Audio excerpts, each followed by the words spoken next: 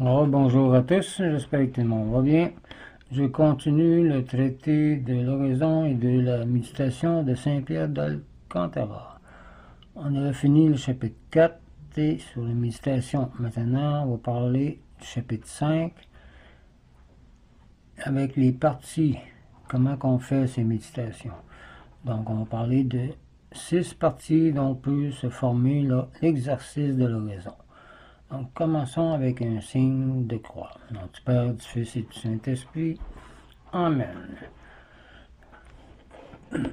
Tels sont, lecteurs chrétiens, les méditations dans lesquelles vous pouvez vous exercer aux divers jours de la semaine. Ça ressemble beaucoup au chapelet et aussi au chemin de croix. Vous pouvez faire ça en même temps aussi, ça va ensemble. Vous y trouverez, je crois, une abondante matière de réflexion. Mais il faut remarquer ici que la méditation peut être précédée et suivie de certains actes qui s'y rattachent par une liaison intime.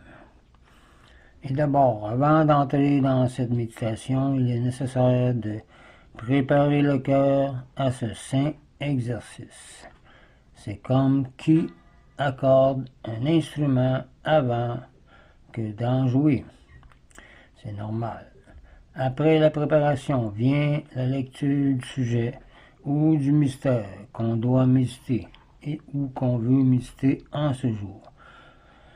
Suivant l'ordre indiqué plus haut pour tous les jours de la semaine, comme j'ai dit au chapitre 4.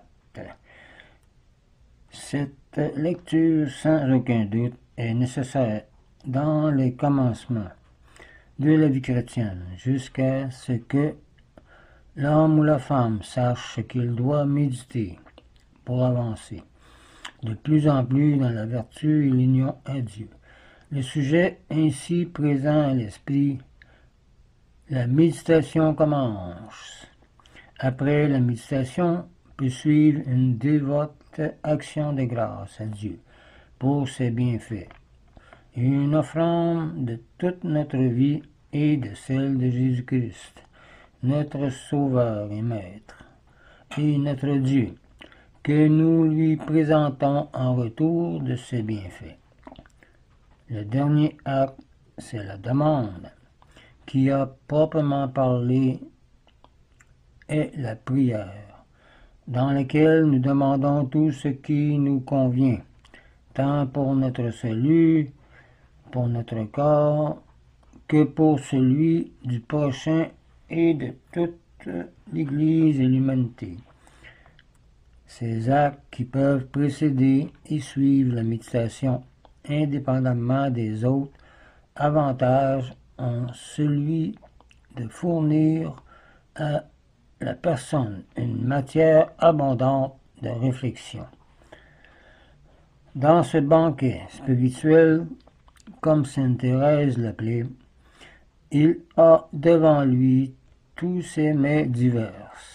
S'il ne peut manger de l'un, il mangera de l'autre. Si la méditation s'épuise sur un point, il passera soudain à un autre, où il trouve de nouvelles choses. Je sais très bien que toutes ces parties de la méditation et l'ordre que je viens d'indiquer ne sont pas toujours nécessaires, mais c'est un plan pour suivre. Mais cela servira du moins à ceux qui commencent, afin qu'ils suivent un certain ordre et qu'ils s'habituent à la méditation et à la prière, et qu'ils tiennent en main comme un fil à l'aide duquel ils puissent se conduire dans les commencements. C'est pourquoi il n'y a rien dans tout ce que je dis ici dont je veille faire une loi perpétuelle, ni une règle générale. Je ne le donne que comme une simple introduction pour mettre les nouveaux dans cette voie du ciel qui est l'oraison, dès qu'ils s'y seront entrés, l'usage et l'expérience, et beaucoup plus encore, le Saint-Esprit leur enseigneront le reste. C'est la fin du chapitre 5. Voyons maintenant au chapitre 6, dont il parle. On parle de la préparation qui est requise avant de commencer l'oraison.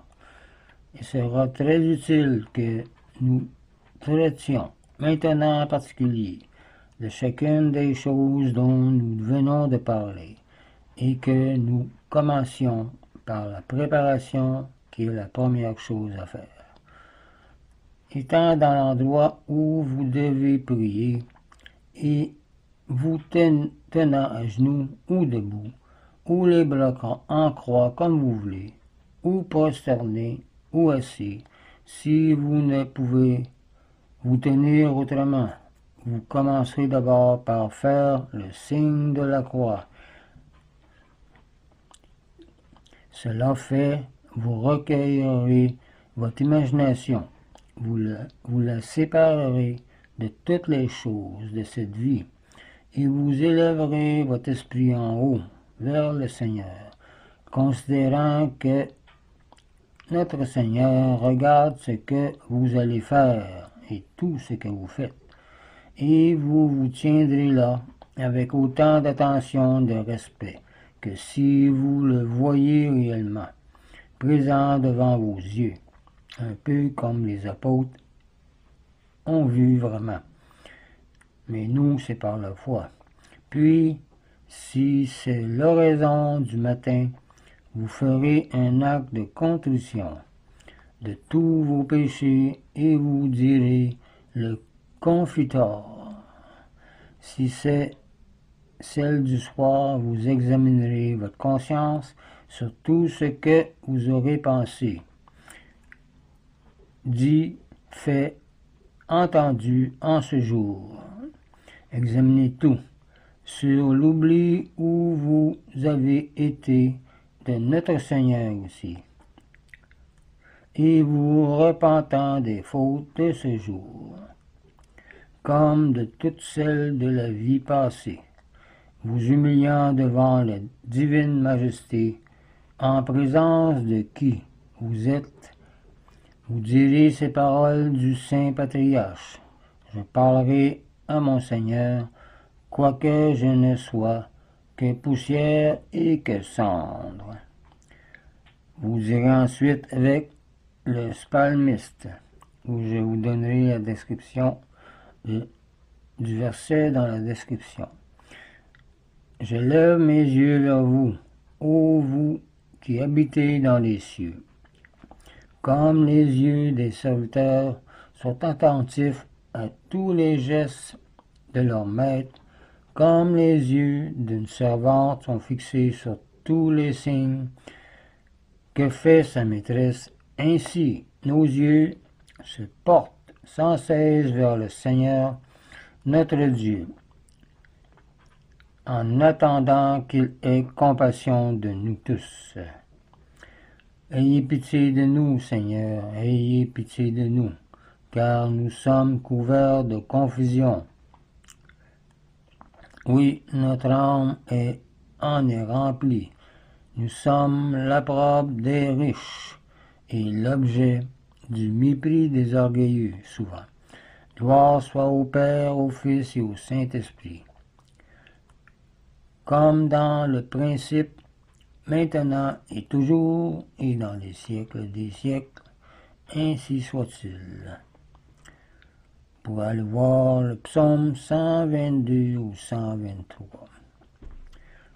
Et comme nous ne sommes pas capables d'avoir de nous-mêmes une seule bonne pensée, et que toute notre suffisance vient de Dieu, comme nul ne peut invoquer comme il faut le saint nom de Jésus, s'il n'est assisté de la faveur du Saint-Esprit, pour cette raison, dites avec l'Église, venez Esprit Saint, et envoyez-nous du ciel un rayon de votre lumière.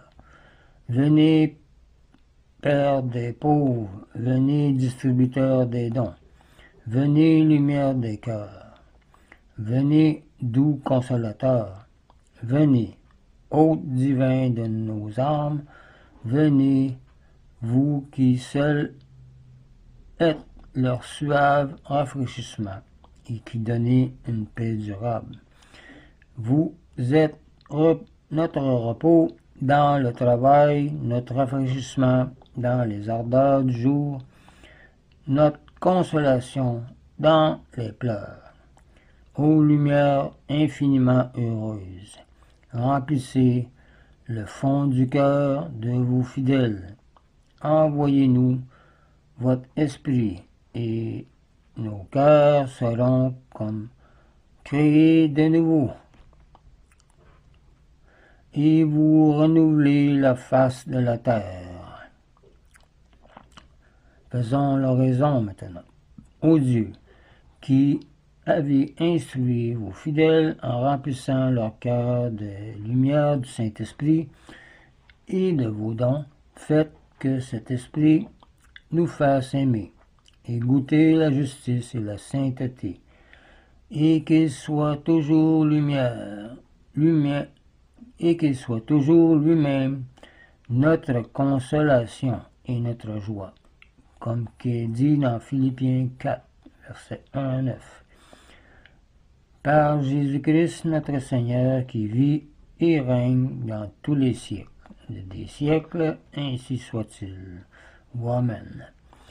Cela étant dit, vous supplierez aussi aussitôt notre Seigneur qu'il vous fasse la grâce de vous tenir là avec l'attention, la dévotion, le recueillement intérieur, la crainte, le respect dû à la présence divine d'une si haute majesté et de passer de telle sorte ce temps de l'oraison que vous en sortiez avec de nouvelles forces et une nouvelle ardeur pour faire le bien, pour vous employer à son divin service. Car l'oraison qui ne produit pas immédiatement ce fruit est fort imparfaite et de peu de valeur. Pour le voir dans Genèse, chapitre 18, verset 27.